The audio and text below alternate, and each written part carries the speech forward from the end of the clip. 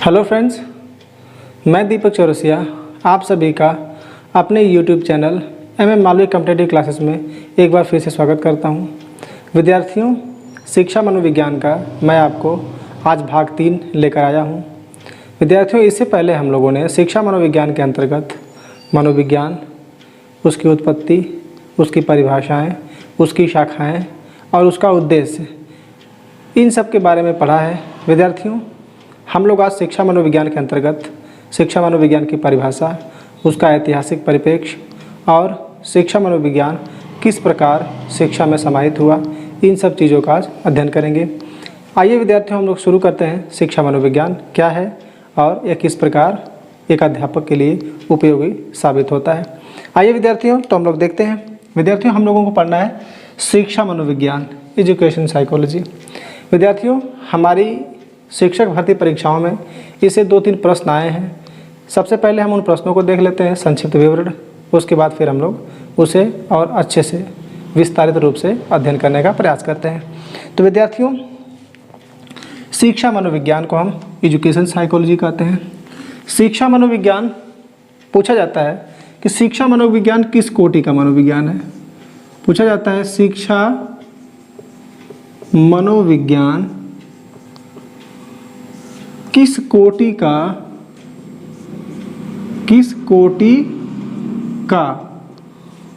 मनोविज्ञान है। विद्यार्थियों, कभी कभी पूछा जाता है कि शिक्षा मनोविज्ञान किस कोटि का मनोविज्ञान है। तो जो हमारा आंसर होगा वो क्या होगा? हमारा आंसर विद्यार्थियों, शिक्षा मनोविज्ञान किस कोटि का मनोविज्ञान अगर पूछा जाए तो शिक्षा मनोविज्ञान जो आंसर है वह व्यवहारिक मनोविज्ञान का एक उपशाखा के अंतर्गत आता है। विद्यार्थियों, इसके पहले वाले कक्षा में हम लोगों ने पढ़ा था कि मनोविज्ञान की मुख्य रूप से 2 शाखाएं हैं, एक सैद्धांतिक, एक व्यवहारिक। तो शिक्षा मनोविज्ञान व्यवहारिक मनोविज्ञान के अंतर्गत आता है। विद्यार्थियों, अगर इसे पूछा जाए कि शिक्षा मनोविज्ञान की प्रकृति क्या है, अगर हमसे यह पूछा जाए कि शिक्षा मनोविज्ञान की प्रकृति, शिक्षा मनोविज्ञान की प्रकृति, अगर हमसे पूछा जाए कि शिक्षा मनोविज्ञान की प्रकृति क्या है तो हमारा आंसर होगा विद्यार्थियों, शिक्षा मनोविज्ञान की प्रति वैज्ञानिक है। क्या है? वैज्ञानिक।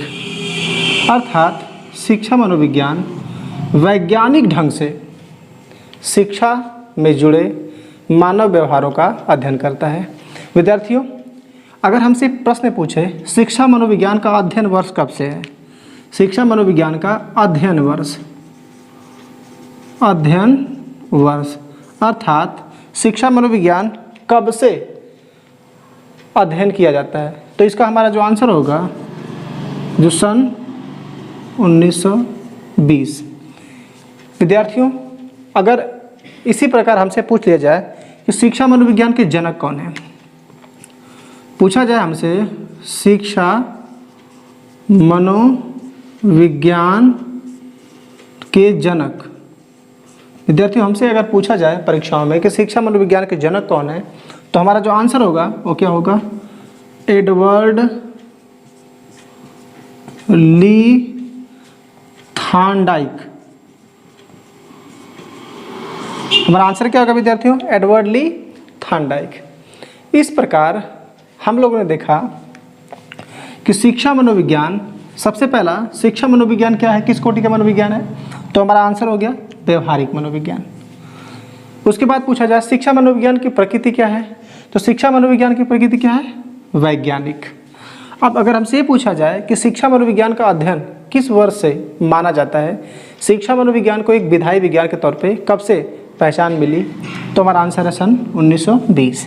शिक्षा मनोविज्ञान के जनक कौन है? एडवर्ड ली थॉर्नडाइक। विद्यार्थियों, शिक्षा मनोविज्ञान 2 शब्दों से मिलकर बना है। विद्यार्थियों, शिक्षा मनोविज्ञान 2 शब्दों से मिलकर बना है। 2 शब्द, शिक्षा मनोविज्ञान 2 शब्दों से मिलकर बना है। वो 2 शब्द कौन कौन से हैं? शिक्षा और मनोविज्ञान। शिक्षा प्लस मनोविज्ञान।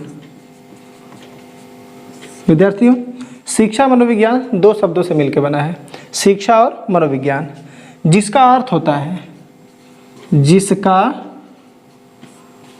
अर्थ है, अर्थात शिक्षा मनोविज्ञान का अर्थ है। शिक्षा मनोविज्ञान का अर्थ क्या है विद्यार्थियों? शिक्षा मनोविज्ञान का अर्थ है शिक्षा विषयक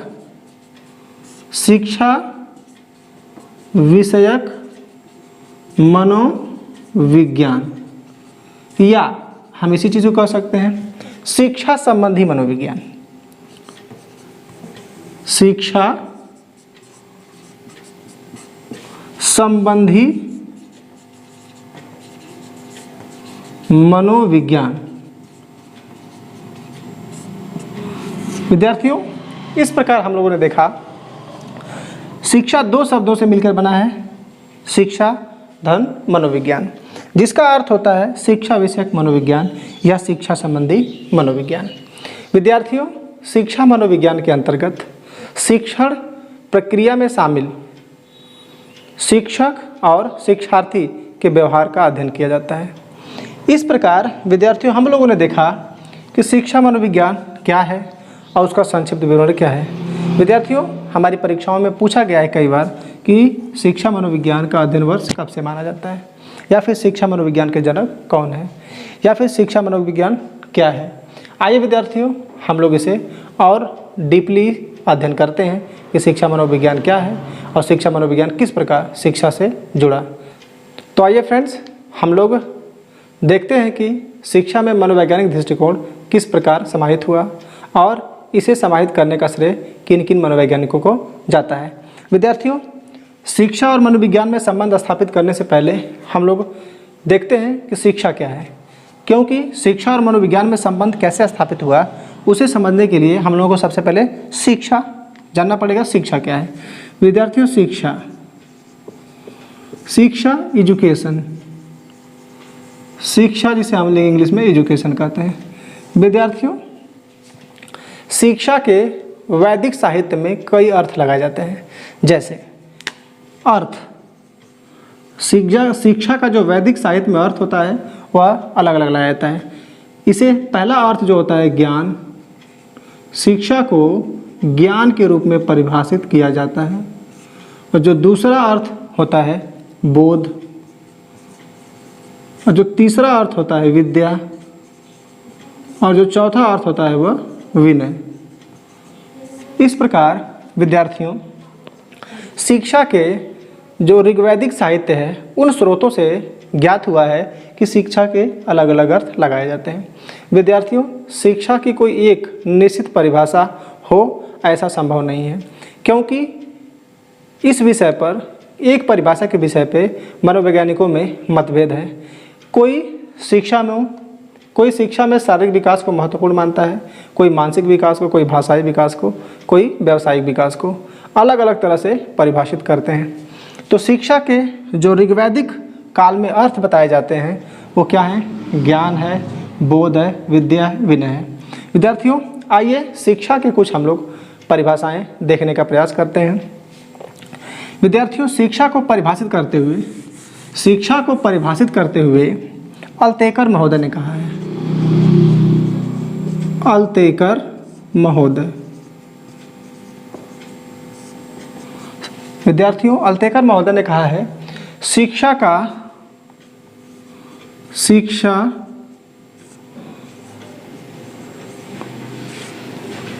मानव को सभ्य एवं, विद्यार्थियों, अल्तेकर महोदय ने कहा है शिक्षा मानव को सभ्य एवं उन्नत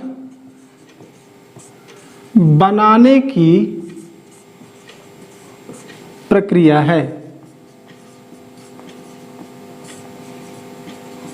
विद्यार्थियों, शिक्षा को परिभाषित करते हुए अल्तेकर महोदय ने कहा है शिक्षा मानव को सभ्य एवं उन्नत बनाने की प्रक्रिया है। विद्यार्थियों, अगर शिक्षा के द्वारा मानव को सभ्य और उन्नत बनाया जाता है तो इसका तात्पर्य हुआ कि शिक्षा के द्वारा मानव व्यवहार को परिवर्तित किया जाता है। विद्यार्थी, ब्राउन महोदय की एक परिभाषा है शिक्षा से संबंधित, उसे भी हम चर्चा कर लेते हैं। ब्राउन के अनुसार ब्राउन महोदय के अनुसार शिक्षा की क्या परिभाषा है? शिक्षा वह प्रक्रिया है, इन्होंने कहा है शिक्षा वह प्रक्रिया है जिसके द्वारा विद्यार्थियों, ब्राउन ने कहा है कि शिक्षा वह प्रक्रिया है जिसके द्वारा मानव व्यवहार को परिवर्तित किया जाता है, परिवर्तित किया जाता है। विद्यार्थियों, इस प्रकार हम लोगों ने दो मनोवैज्ञानिकों की, एक अल्तेकर महोदय की, एक ब्राउन महोदय की, दो परिभाषाएं देखी। इन्होंने क्या कहा? शिक्षा मानव को सब एवं उन्नत बनाने की प्रक्रिया है। तो वहीं ब्राउन महोदय ने बताया शिक्षा वह प्रक्रिया है जिसके द्वारा मानव व्यवहार को परिवर्तित किया जाता है। इस प्रकार इन दोनों परिभाषाओं से दृष्टव्य है कि शिक्षा मानव व्यवहार को परिवर्तित करती है। विद्यार्थियों, शिक्षा मानव व्यवहार को परिवर्तित करती है और मनोविज्ञान की परिभाषाओं में हम लोगों ने पढ़ा है कि मनोविज्ञान मानव व्यवहार का अध्ययन करता है। पिल्सबरी महोदय ने भी मनोविज्ञान को परिभाषित करते हुए कहा है। आइए देखते हैं एक और कथन पिल्सबरी का। तीसरा कथन क्या है? पिल्सबरी के अनुसार, पिल्सबरी महोदय ने कहा है मनोविज्ञान, इन्होंने कहा है कि मनोविज्ञान मानव व्यवहार का विज्ञान है। विद्यार्थियों, क्या कहा गया है? अल्तेकर के अनुसार शिक्षा को सब एवं उन्नत बनाने की प्रक्रिया बताई गई है और वहीं ब्राउन के अनुसार शिक्षा वह प्रक्रिया जिसके द्वारा मानव व्यवहार को परिवर्तित किया जाता है और पिल्सबरी ने कहा है कि मनोविज्ञान मानव व्यवहार का विज्ञान है। विद्यार्थियों, शिक्षा जहां मानव व्यवहार में परिवर्तन करती है वहीं मनोविज्ञान मानव व्यवहार का अध्ययन करती है। इस प्रकार शिक्षा और मनोविज्ञान में संबंध होना स्वाभाविक है। शिक्षा मनोविज्ञान एक दूसरे से काफ़ी हद तक संबंधित हैं। शिक्षा मनोविज्ञान के इस संबंध में मनोविज्ञान को महत्वपूर्ण माना जाता है। माना जाता है कि मनोविज्ञान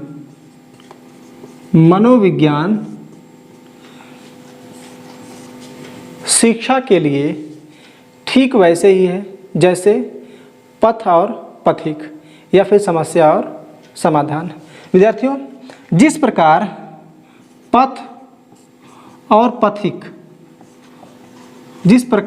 और पथिक या समस्या और समाधान एक दूसरे से जुड़े हुए हैं, ठीक उसी प्रकार शिक्षा और मनोविज्ञान भी एक दूसरे से जुड़े हुए हैं। शिक्षा में मनोवैज्ञानिक स्वरूप आ जाने से, विद्यार्थियों, शिक्षा में मनोवैज्ञानिक स्वरूप आ जाने से शिक्षा और प्रभावशाली हुई है। विद्यार्थियों, आइए हम देखते हैं कि शिक्षा में मनोवैज्ञानिक दृष्टिकोण किस प्रकार समाहित हुआ। हम लोगों ने देखा शिक्षा क्या है और मनोविज्ञान क्या है। विद्यार्थियों, शिक्षा में मनोवैज्ञानिक दृष्टिकोण का सूत्रपात करने का श्रेय कुछ लोगों का मानना है कि शिक्षा में मनोवैज्ञानिक दृष्टिकोण समाहित अरस्तु के समय हुआ था और कुछ लोगों का मानना है कि नहीं, प्लेटो के समय हुआ था। आइए हम लोग शुरू करके देखते हैं किसके समय हुआ था। विद्यार्थियों, कोलसैनिक ने कहा है कि शिक्षा में मनोविज्ञान, कोलसैनिक महोदय ने बताया है कि शिक्षा में मनोविज्ञान आया था प्लेटो के समय, जो यूनान के एक दार्शनिक थे प्लेटो, और ये 5वीं शताब्दी में हुआ था। कब हुआ था विद्यार्थियों? 5वीं शताब्दी में। कोलसैनिक महोदय का मानना है कि शिक्षा को मनोवैज्ञानिक बनाने का जो प्रयास पहली बार किया गया था वह प्लेटो के समय में किया गया था, 5वीं शताब्दी में। जबकि स्कीनर महोदय का मानना है कि शिक्षा में मनोवैज्ञानिक दृष्टिकोण का सूत्रपात जब हुआ था उस समय प्लेटो के शिष्य अरस्तु का समय था, अरस्तु के समय। इस प्रकार देखा जाए तो शिक्षा में मनोवैज्ञानिक दृष्टिकोण का सूत्रपात कब हुआ, इस विषय पर कोई एक निश्चित कालखंड ज्ञात नहीं है। जहां कोलसेनिक का मानना है कि शिक्षा में मनोवैज्ञानिक दृष्टिकोण का सूत्रपात प्लेटो के समय हुआ, वहीं स्किनर का मानना है अरस्तु के समय। विद्यार्थियों, कई किताबों में दिया गया है कि शिक्षा, कई किताबों में दिया गया है विद्यार्थियों कि शिक्षा में मनोवैज्ञानिक दृष्टिकोण का सूत्रपात करने का जो आरंभ है वह रूसो के द्वारा है। किसके द्वारा है? रूसो के द्वारा। विद्यार्थियों, सबसे पहली बार माना जाता है कि रूसो ने ही शिक्षा में मनोवैज्ञानिक दृष्टिकोण लाने का प्रयास किया। रूसो ने एक किताब लिखी थी, इनकी एक किताब थी जिसका नाम था ईमेल।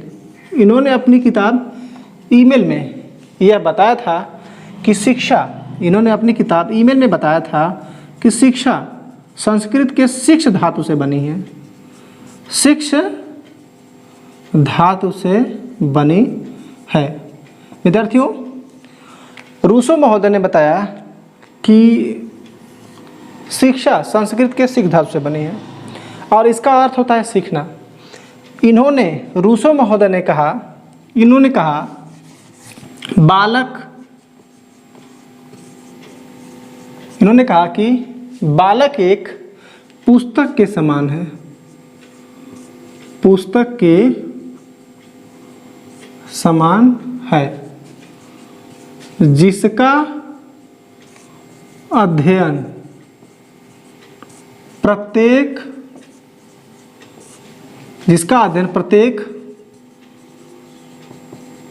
अध्यापक को करना चाहिए। विद्यार्थियों, रूसो महोदय ने यह बात स्पष्ट किया, कहा कि बालक एक पुस्तक के समान है जिसका अध्ययन प्रत्येक अध्यापक को करना चाहिए। इस प्रकार माना जाता है कि रूसो महोदय पहले ऐसे मनोवैज्ञानिक थे जिन्होंने शिक्षा में मनोवैज्ञानिक दृष्टिकोण समाहित करने का प्रयास किया। विद्यार्थियों, जब इन्होंने शिक्षा में मनोवैज्ञानिक दृष्टिकोण प्रदान किया, उस समय का जो कालखंड था वो 1880 माना जाता है कि 1880 से इसका अध्ययन वर्ष माना जाता है। विद्यार्थियों, लेकिन 19वीं शताब्दी में 19वीं शताब्दी में जो रूसो ने काम किया था उसे आगे बढ़ाते हुए पेस्टोलॉजी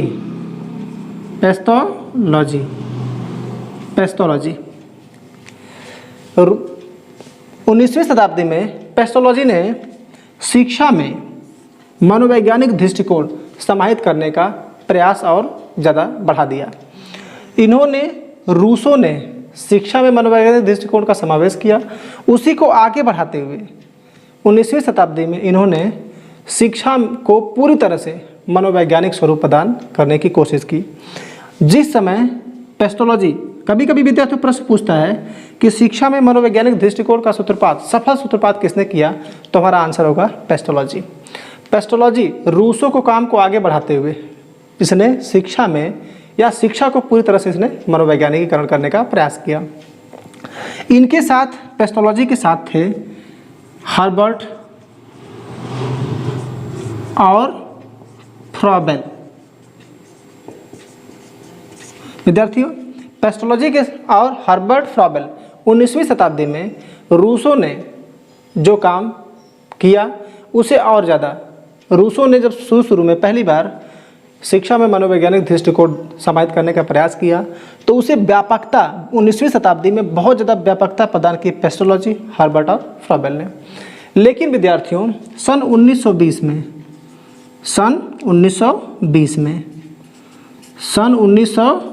में थार्नडाइक,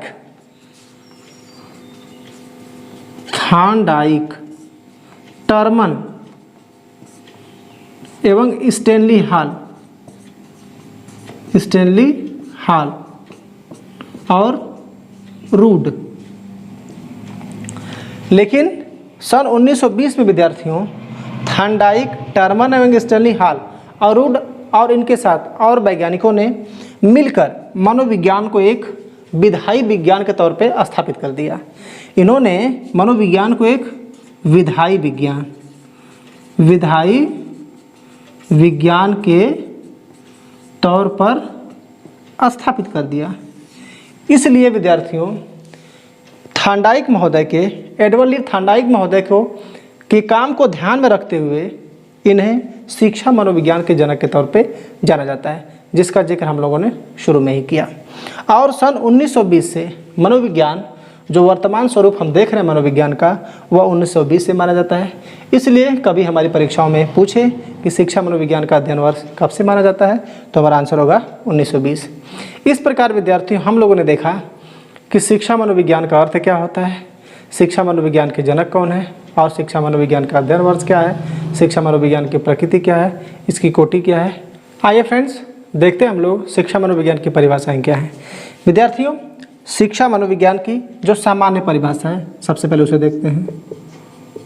सामान्य परिभाषा शिक्षा मनोविज्ञान की सामान्य परिभाषा।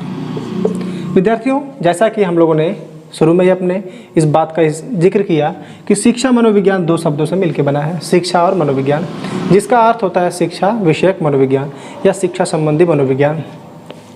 और शिक्षा मनोविज्ञान के अंतर्गत शिक्षण प्रक्रिया में शामिल व्यक्ति के व्यवहारों का अध्ययन किया जाता है। इसीलिए सामान्य परिभाषा जो इसकी होगी, उसकी सामान्य परिभाषा होगी शैक्षिक परिस्थितियों में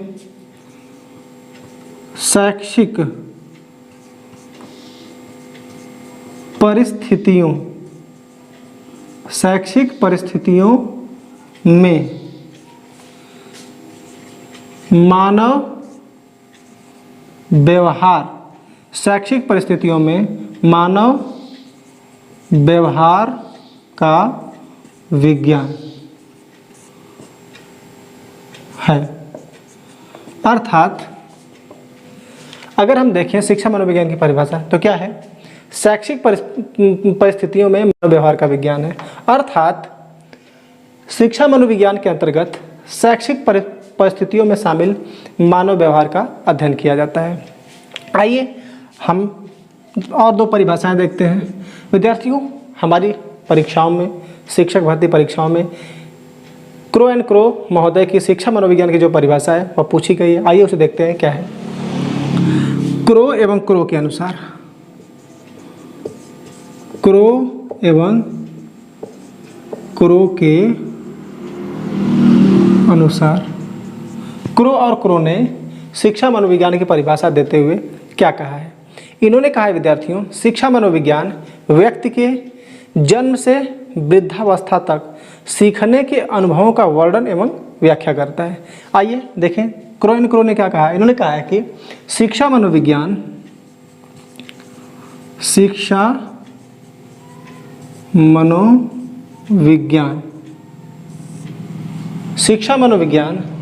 व्यक्ति के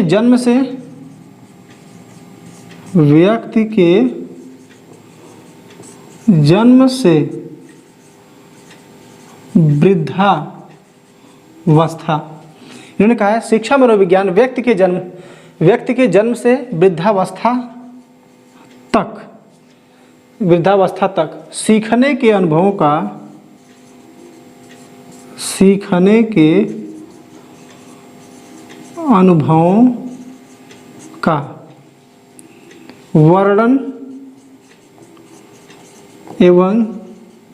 सीखने के अनुभवों का वर्णन एवं व्याख्या करता है। विद्यार्थियों क्रो एंड क्रो के महोदय क्रो एंड क्रो ने क्या कहा है कि शिक्षा मनोविज्ञान व्यक्ति के जन्म से वृद्धावस्था तक सीखने के अनुभवों का वर्णन एवं व्याख्या करता है। विद्यार्थियों इस परिभाषा को पूछा भी गया है, इसलिए आप इसे थोड़ा सा तल्लीनतापूर्वक ध्यान देके देखें। आइए फिर तीसरा देखते हैं। तीसरा परिभाषा स्किनर की है। स्किनर महोदय ने क्या कहा है। स्किनर के अनुसार, स्किनर महोदय ने शिक्षा मनोविज्ञान को परिभाषित करते हुए कहा है विद्यार्थियों शिक्षा मनोविज्ञान के अंतर्गत शिक्षा से संबंधित संपूर्ण व्यवहार एवं व्यक्तित्व आ जाता है। इन्होंने कहा है शिक्षा मनोविज्ञान के अंतर्गत, इनकी जो परिभाषा है उन्होंने कहा है कि शिक्षा मनोविज्ञान के अंतर्गत शिक्षा से संबंधित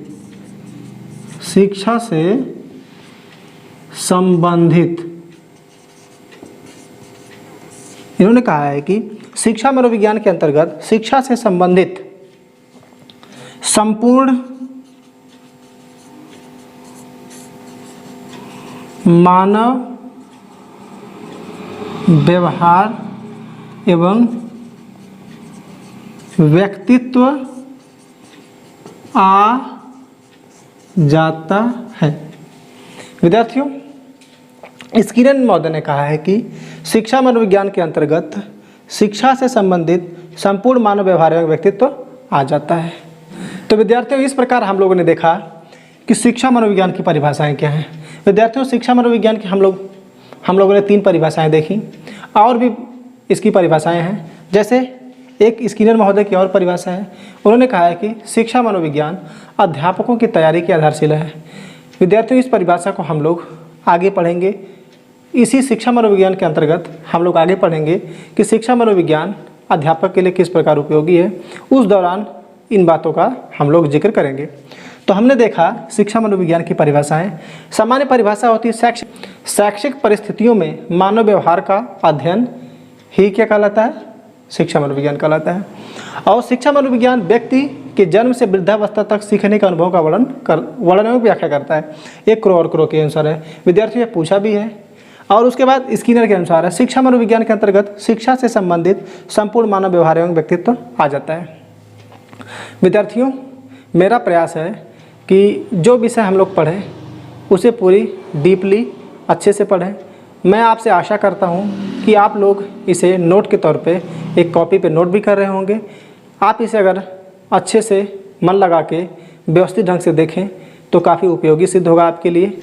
आगे देखते हैं विद्यार्थियों कि शिक्षा में मनोवैज्ञानिक दृष्टिकोण आ जाने से शिक्षा का स्वरूप किस प्रकार परिवर्तित हो गया। तो विद्यार्थियों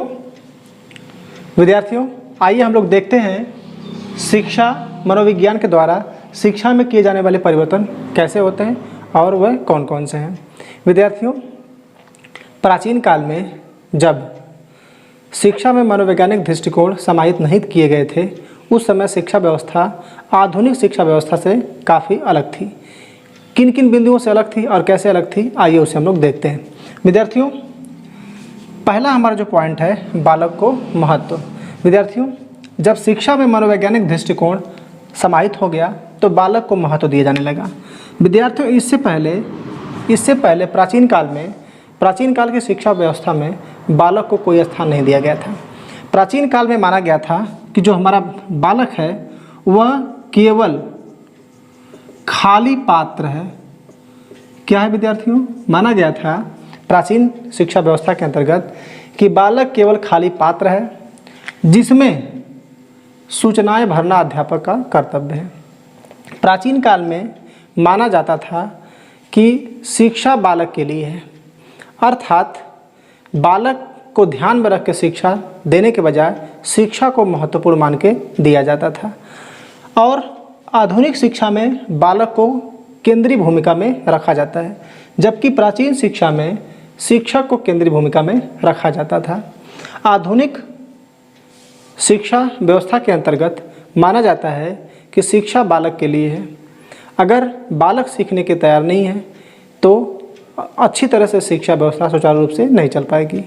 अर्थात यदि शिक्षा बालक के लिए है तो शिक्षण प्रक्रिया का केंद्र बिंदु भी बालक ही होना चाहिए। इस प्रकार जो प्राचीन अवधारणा थी कि शिक्षक प्रक्रिया में या शिक्षण प्रक्रिया में अध्यापक को केंद्र में रखा जाता था, मनोवैज्ञानिक दृष्टिकोण शिक्षा में समाहित हो जाने से उसमें परिवर्तन हुआ। अब माना जाने लगा कि शिक्षण प्रक्रिया में बालक केंद्र में होना चाहिए। तो इस प्रकार जो हमारा पहला परिवर्तन है, बालक को महत्व दिया जाने लगा। दूसरा क्या है हम लोगों का? बालकों की विभिन्न अवस्थाओं को महत्व। विद्यार्थियों, प्राचीन शिक्षा व्यवस्था में जब शिक्षा में मनोवैज्ञानिक दृष्टिकोण समाहित नहीं हुआ था, उस दौरान समस्त बालकों को एक ही साथ शिक्षा दी जाती थी। उनकी अवस्था की विभिन्नताओं को ध्यान में नहीं रखा जाता था। जैसे अलग अलग आयु वर्ग के बच्चे भी एक ही साथ मिलकर कक्षाओं में पढ़ते थे। तो प्राचीन शिक्षा व्यवस्था में बालक की विभिन्न अवस्थाओं का कोई महत्व नहीं था, जबकि आधुनिक शिक्षा व्यवस्था में बालक की विभिन्न अवस्थाओं को ध्यान में रख के शिक्षा व्यवस्था, पाठ्यक्रम और शिक्षण प्रक्रिया भी अपनाई जाती है। तो इस प्रकार शिक्षा में मनोवैज्ञानिक दृष्टिकोण के समावेश हो जाने से बालकों की विभिन्न अवस्थाओं को भी केंद्रीय भूमिका में रखा गया।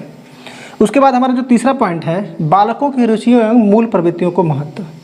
विद्यार्थियों, हमारी जो प्राचीन कालीन शिक्षा थी उसमें बालकों की रुचियों और मूल प्रवृत्तियों को कोई स्थान नहीं दिया गया था। उस दौरान बालक सीखने पे इच्छुक है, तत्पर है या नहीं, इन सब चीज़ों का जिक्र नहीं होता था या इसका कोई महत्व नहीं था। अध्यापक उनकी रुचियों को ध्यान में रखे बगैर ही शिक्षण व्यवस्था, शिक्षण प्रक्रिया को सुचारू रूप से चलाता था। लेकिन जब से शिक्षा में मनोवैज्ञानिक दृष्टिकोण समाहित हो गया, तब से बालक की रुचियों और मूल प्रवृत्तियों को खास महत्व दिया जाने लगा। ऐसा माना जाने लगा कि बालक जब तक सीखने के लिए तत्पर नहीं है, तैयार नहीं है, तब तक हम नहीं सिखा सकते। अगर वह अपनी मूल प्रवृत्तियों के अनुसार, रुचियों के अनुसार सीखेगा तो हमारा सीखने की प्रक्रिया भी प्रभावशाली और अस्थायी होगी। इस प्रकार हम चौथे पड़ाव पे आते हैं। हमारा चौथा है बालकों की व्यक्तिगत विभिन्नताओं को महत्व। विद्यार्थियों, हमारे प्राचीन काल में हर तरह के बालक को एक ही साथ रख के पढ़ाया जाता था। अलग अलग आयु वर्ग के बालक हैं, सबको एक ही तरह। विद्यार्थियों, आज का मनोविज्ञान कहता है कि प्रत्येक बालक खास है। हर बालक में कुछ न कुछ खास जरूर है और प्रत्येक बालक पढ़ सकता है।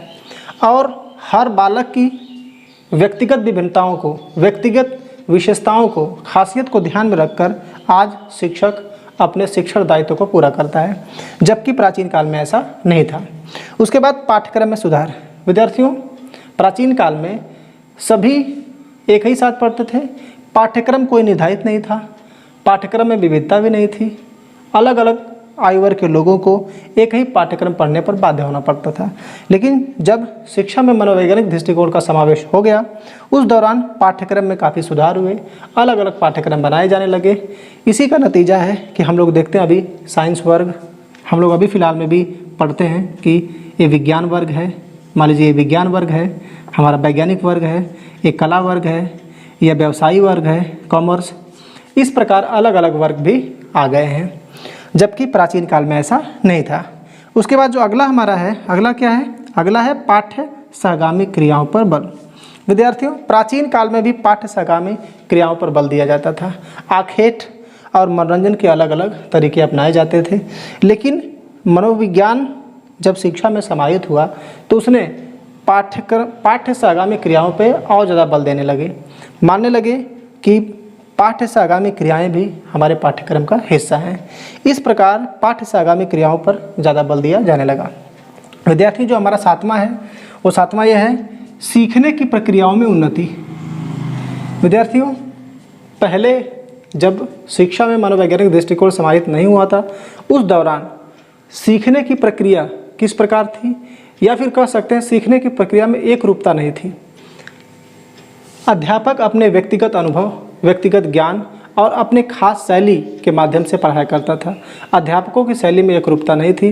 लेकिन जब शिक्षा मनोविज्ञान की शिक्षा में आ जाने से सीखने की प्रक्रिया में एक रूपता के साथ साथ उन्नति भी आई। शिक्षण विधियों में सुधार। विद्यार्थियों, पहले शिक्षण विधियाँ, व्यापक शिक्षण विधियाँ नहीं थी, लेकिन जब मनोविज्ञान शिक्षा में आया उस दौरान शिक्षण विधियों में भी काफ़ी सुधार हुआ और शिक्षण प्रक्रिया भी उससे प्रभावित हुई।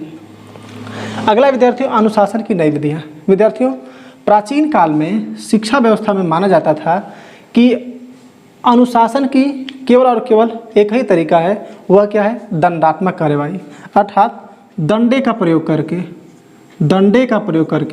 दंडात्मक कार्यवाही करके बच्चों को या बच्चों के अंदर अनुशासन पैदा करना। लेकिन मनोविज्ञान जब शिक्षा में समाहित हुआ तो उसने प्रशंसा और पुरस्कार का ज़्यादा महत्व दिया जाने लगा। कहा जाने लगा कि प्रशंसा और पुरस्कार के द्वारा भी अनुशासन बच्चों में पैदा किया जा सकता है। दंडात्मक कार्रवाई को वर्जित किया गया। उसके बाद अगला है मूल्यांकन की नई विधियाँ। विद्यार्थियों, मूल्यांकन, पहले मूल्यांकन किस प्रकार था, कैसा था, इसका स्वरूप आज के मूल्यांकन से काफ़ी अलग था। आज मूल्यांकन की अलग अलग विधियाँ व्याप्त हो गई हैं। चरणबद्ध तरीके से मूल्यांकन होता है। उसके बाद शिक्षा के उद्देश्यों की प्राप्ति एवं सफलता। प्राचीन काल में शिक्षा के उद्देश्यों की प्राप्ति और सफलता, यह इसका कोई मापदंड नहीं था कि किस प्रकार मापा जा सके। लेकिन शिक्षा में मनोवैज्ञानिक दृष्टिकोण आ जाने से इसमें शिक्षा के उद्देश्यों की प्राप्ति और सफलता में भी काफ़ी पैनापन आया है। 3 संबंधों का विकास। विद्यार्थियों, शिक्षा में मनोवैज्ञानिक दृष्टिकोण आ जाने से 3 संबंधों का विकास हुआ है। पहला संबंध है बालक और शिक्षक। पहला संबंध है विद्यार्थियों बालक और शिक्षक। दूसरा संबंध है बालक और समाज। और तीसरा संबंध है बालक और विषय। विद्यार्थियों, शिक्षा में मनोवैज्ञानिक दृष्टिकोण के आ जाने से बालक और शिक्षक के बीच भी संबंध होना चाहिए। बालक और शिक्षक के बीच संबंध होने से शिक्षण प्रक्रिया काफ़ी प्रभावशाली हो जाती है। और बालक और समाज के बीच भी संबंध होना चाहिए, अर्थात जो कुछ भी सामाजिक परिप्रेक्ष्य में घटित हो रहा है वह बालकों को प्रभावित करता है। इस प्रकार बालक को समाज के अनुरूप बनाने की बात भी आधुनिक शिक्षा व्यवस्था में कही जाती है। उसके बाद बालक और विषय। बालक और विषय, जिस विषय को पढ़ना है, जो ज्ञान प्राप्त करना है, बालक और विषय में भी संबंध स्थापित होता है। और इसके बाद हमारा है नए ज्ञान का आधार पूर्व ज्ञान। विद्यार्थियों, शिक्षा में मनोवैज्ञानिक दृष्टिकोण के आ जाने से जो कुछ भी बालक ज्ञान प्राप्त करता है उसका आधार पूर्व ज्ञान होता है। इस प्रकार जो कुछ भी बालक को सिखाया जाना है उसके पूर्व ज्ञान से जोड़कर ही सिखाया जाना है। तो विद्यार्थियों, हम लोगों ने देखा शिक्षा मनोविज्ञान क्या है, इसकी उत्पत्ति कैसे हुई, इसकी परिभाषाएं क्या है, और शिक्षा मनोविज्ञान के आ जाने से शिक्षा में किस प्रकार परिवर्तन हुए। विद्यार्थियों, यह मेरी वीडियो कैसी लगी, यह मेरी कक्षा आपको कैसी लगी, कमेंट बॉक्स में कमेंट जरूर करें। यदि अच्छा लगा हो तो अपने दोस्तों में से शेयर करना भी न भूलें। आपका दिन शुभ हो। धन्यवाद।